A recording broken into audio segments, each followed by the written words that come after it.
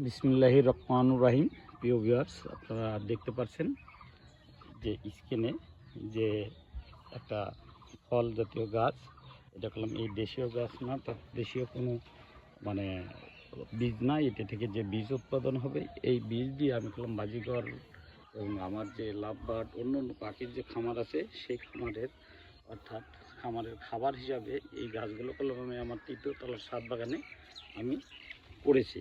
এই যে দেখেন, একটা দুইটা না, অনেক অনেক, অর্থাৎ আমি চাচ্ছি যে আমার যে খাবারগুলো বাইরে থেকে সংগ্রহ করতে হয়, আমি যেন কোনো খাবারই বাইরে থেকে সংগ্রহ না করে নিজেই উৎপাদন করতে পারি।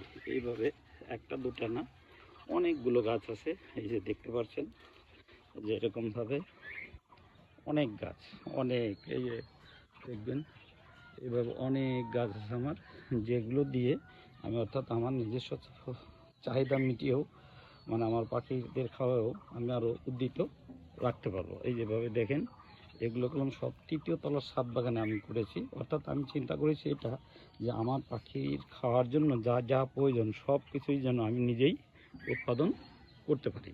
এই এই ইচ্ছা থেকে, অর্থাৎ এই ইচ্ছা থেকে, খামারের ইচ্ছা থেকেই আমি গেলাম এগুলো করেছি। এই যে দেখেন, এগুলো করলাম কলমি শাক, যে কলমি শাকগুলো গাছের উপর খাওয়ার জন্য। তাই সবাই ভালো থাকবেন, এই প্রত্যাশা। আল্লাহ।